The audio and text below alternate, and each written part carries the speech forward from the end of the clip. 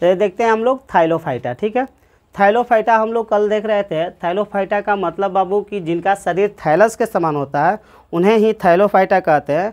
और थाइलोफाइटा के बारे में सबसे पहले हमने बताया था कि ओसवाल्ड टिपो ने बताया था। किसने बताया था? तो इस थाइलोफाइटा के बारे में सबसे पहले ओसवाल्ड टिपो, ठीक है, ओसवाल्ड टिपो ने कब बताया था? तो 1942 ईस्वी में। ठीक है बाबू, तो ओसवाल्ड टिपो ने 1942 ईस्वी में बताया कि कुछ ऐसे पादप शरीर है जिनका शरीर जो है थाइलस के समान है। किसके समान है? थाइलस के समान। ठीक है, थैलीनुमा है, जिसकी वजह से उसको थाइलोफाइटा कहा गया।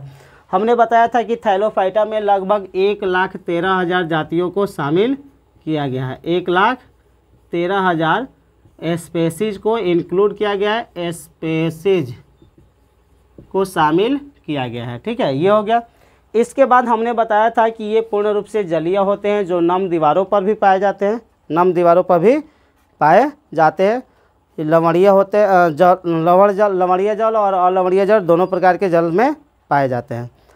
अनुकूल परिस्थितियों में इनमें जनन की क्रिया बीजाणु जनन द्वारा होती है। थैलोफाइटा जो होते हैं इनमें अनुकूल परिस्थितियों में जनन की क्रिया बीजाणु जनन द्वारा होती है। ठीक है, बीजाणु जनन द्वारा इनमें जनन की क्रिया होती है। कब बाबू? तो अनुकूल परिस्थितियों में। ठीक है, अब कह रहा है कि इस समूह में शैवाल एवं लाइकेन को रखा गया है। ठीक है, इस समूह में किसको रखा गया है बाबू?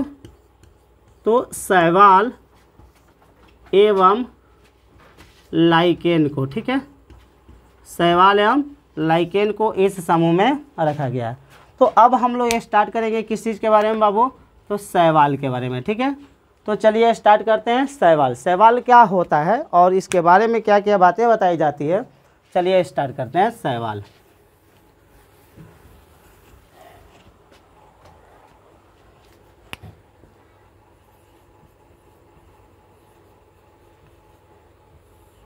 इंग्लिश में इसको क्या कहते हैं बाबू? तो ALGAE, एल्गी, GAE, एल्गी माने शैवाल। अब कह रहा है बाबू कि जीव विज्ञान की वह शाखा, जीव विज्ञान की कौन सी शाखा? तो वह शाखा जिसके अंतर्गत शैवालों का अध्ययन किया जाता है। ठीक है, जीव विज्ञान की वह शाखा जिसके अंतर्गत शैवालों का अध्ययन किया जाता है उसे हम लोग क्या कहते हैं बाबू? तो फाइकोलॉजी कहते हैं। ठीक है, फाइकोलॉजी का मतलब क्या बाबू? तो study of algae, study of algae, शैवाल का अध्ययन करना फाइकोलॉजी कहलाता है। और बताया जाता है कि फाइकोलॉजी के लगभग अर्थात अब तक, ठीक है, फाइकोलॉजी में, फाइकोलॉजी के अध्ययन से अर्थात शैवाल के अध्ययन से यह ज्ञात हुआ है कि अब तक शैवाल की लगभग 20,000 प्रजातियां ज्ञात की जा चुकी है। ठीक है, 20,000 स्पेसीज ज्ञात की जा चुकी है शैवालों की। अब बताया जाता है कि ये जो है नम मिट्टी शैवाल जो होते हैं कहाँ पाए जाते हैं? तो बताया जाता है कि ये नम मिट्टी,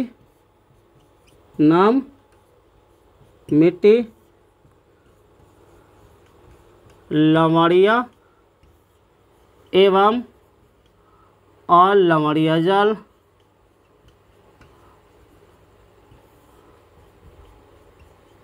जल, ठीक है, लवणीय एवं अलवणीय जल, वृक्ष की छाल एवं चट्टानों पर पाए जाते हैं। ठीक है, वृक्ष की छाल,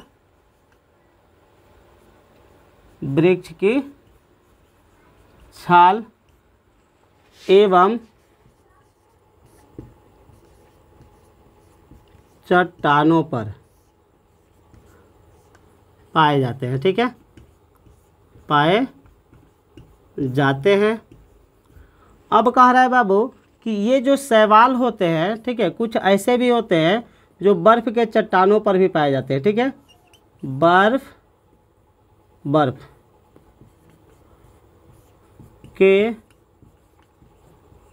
चट्टानों पर भी, ये बर्फ़ के चट्टानों पर भी क्या होते हैं बाबू? पाए जाते हैं। ये बर्फ़ के चट्टानों पर भी पाए जाते हैं। जैसे एग्जाम्पल के तौर पे क्या मिलता है हम लोग को? तो क्लेमाइडोमोनास। ठीक है, क्लेमाइडोमोनास एक ऐसा सदस्य है जो बर्फ़ के चट्टानों पर भी पाया जाता है।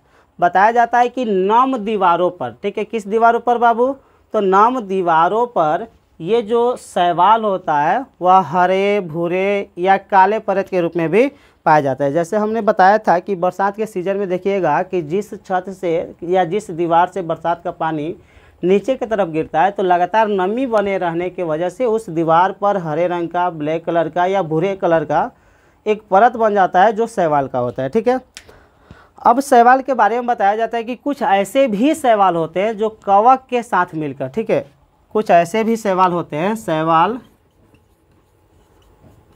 जो कवक के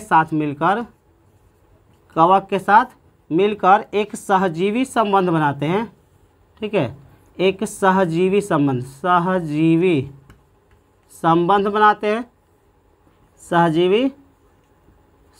बनाते हैं, जिसे क्या कहते हैं बाबू, तो हम लोग लाइकेन कहते हैं। ठीक है, लाइकेन कहते हैं। तो शैवाल और कवक जब आपस में मिलकर जो सहजीवी संबंध बनाते हैं, उसी सहजीवी संबंध को हम लोग क्या कहते हैं बाबू, लाइकेन कहते हैं। ठीक है, अब इसके बाद बताया जाता है कि शैवाल जो होते हैं एक कोशिकीय भी होते हैं और बहुकोशिकीय भी होते हैं। ठीक है, एक कोशिकीय एवं बहुकोशिकीय होते हैं। शैवाल एक कोशिकीय एवं बहुकोशिकीय होते हैं। ये अकेले एवं समूह में भी पाए जाते हैं। ये क्या होते हैं बाबू, तो अकेले या समूह में पाए जाते हैं। ठीक है, ये अकेले या समूह में पाए जाते हैं। ठीक है, उसके बाद बताया जाता है बाबू कि इनकी लंबाई जो होती है काफ़ी ज़्यादा भी हो सकती है, अर्थात इसकी लंबाई जो है लगभग 60 मीटर के आसपास भी हो सकती है। ठीक है, ये छोटे भी होते हैं, ये क्या होते हैं, छोटे भी होते हैं, छोटे एवं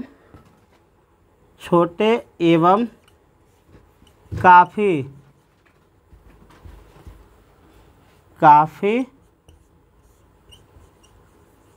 लंबे भी होते हैं। ठीक है, लंबे भी होते हैं, अर्थात इनकी लंबाई जो होती है, कुछ शैवाल ऐसे होते हैं जिनकी लंबाई 60 मीटर के आसपास भी पाई जाती है। ठीक है, कुछ शैवालों की लंबाई 60 मीटर के आसपास भी पाई जाती है।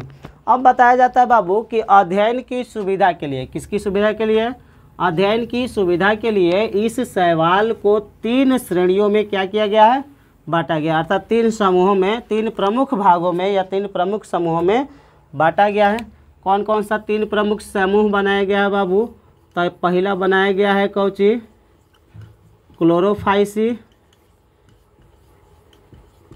ठीक है, दूसरा बनाया गया क्या बाबू, फियोफाइसी,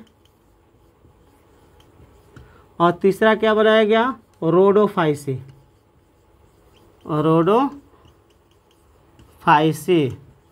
ठीक है, 3 समूह बनाया गया, क्लोरोफाइसी। ठीक है, नाम ही लिख देंगे इसको, कौची बाबू, तो क्लोरोफाइसी। ठीक है, दूसरा फियोफाइसी, और तीसरा रोडोफाइसी। ठीक है, 3 को ग्रुप बना दिया गया, शैवाल को 3 ग्रुप में बांट दिया गया, क्लोरोफाइसी, फियोफाइसी और रोडोफाइसी। तो अब हम लोग देखेंगे किसके बारे में बाबू, तो अब हम लोग देखेंगे क्लोरोफाइसी के बारे में। ठीक है, तो क्लोरोफाइसी के बारे में हम लोग ये देखेंगे कि क्लोरोफाइसी जो होता है, ठीक है ना, क्लोरोफाइसी, चलिए देखते हैं इसको। बताया जाता है ना बाबू कि ये जो क्लोरोफाइसी होता है ना, इसे हम लोग क्या कहते हैं, तो इसे ग्रीन एल्गी, ठीक है, क्लोरोफाइसी को ग्रीन एल्गी हरा शैवाल भी कहते हैं। ठीक है, क्लोरोफाइसी को हरा शैवाल कहते हैं। इसमें हरित लवक जो होता है, अर्थात क्लोरोफिल जो होता है, क्लोरोफिल वर्णक जो है प्रभावी होता है, जिसके वजह से इसको हम लोग क्या कहते हैं, ग्रीन ग्रास, हरी घास के नाम से भी जाना जाता है। ठीक है, अब कह रहा है बाबू कि इस शैवाल के यानी इस समूह के जो शैवाल होते हैं वे जलीय तो होते ही हैं, इनकी कोशिका में क्या होता है बाबू, तो क्लोरोप्लास्ट पाया जाता है, ठीक है, क्लोरोप्लास्ट पाया जाता है। अब इनमें जो क्लोरोप्लास्ट होता है वह पायरिनोइड के रूप में पाया जाता है, ठीक है, पायरिनोइड। अब इस पायरिनोइड में क्या होता है बाबू, तो प्रोटीन, ठीक है, एवं स्टार्च। पायरिनोइड में प्रोटीन एवं स्टार्च पाया जाता है। अब पायरिनोइड क्या है बाबू, तो हमने बताया कि इस क्लोरोफाइसी के समूह के अंतर्गत जितने भी सदस्य आते हैं उनके कोशिका द्रव्य में क्लोरोप्लास्ट का कुछ गुच्छा पाया जाता है, कुछ समूह पाया जाता है जिसको पायरिनोइड कहते हैं। और इस पायरिनोइड में प्रोटीन तथा स्टार्च जो है वह संचित रहता है, ठीक है। अब कह रहा है कि इस शैवाल में कुछ ऑयल ड्रॉपलेट्स वसा की कुछ बूंदें भी पाई जाती है, ठीक है। इस शैवाल में वसा की कुछ बूंदें भी क्या होती है, पाई जाती है। अब इसमें ये बताया जाता है बाबू कि इनकी जो कोशिका भित्ति होती है, सेल वाल जो होता है, सेल वाल, वह दो समूह अर्थात दो प्रकार के रचनाओं से या दो प्रकार के केमिकल से मिलकर बना होता है। जैसे बात की जाएगी कोशिका भित्ति की, तो आपको पता है कि कोशिका भित्ति में दो सतह पाया जाएगा, एक आउटर सरफेस होगा, एक इनर सरफेस होगा, आउटर और इनर, ठीक है, इनर सरफेस और एक होगा आउटर सरफेस, ठीक है, बाहरी सतह और आंतरिक सतह, ठीक है। तो कोशिका भित्ति का जो बाहरी सतह होता है बाबू वह किसका बना होता है, तो बताया जाता है कि कोशिका भित्ति का बाहरी सतह जो है पेक्टोज का बना होता है, ठीक है, पेक्टोज। और आंतरिक सतह जो है वह सेलुलोज का बना होता है, ठीक है। तो ये हो गया इतना।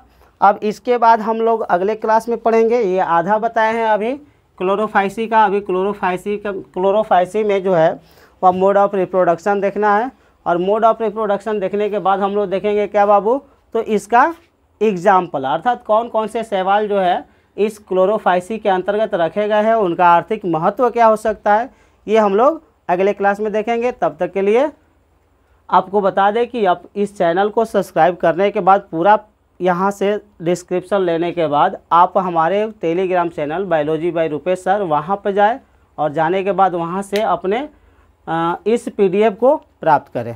धन्यवाद।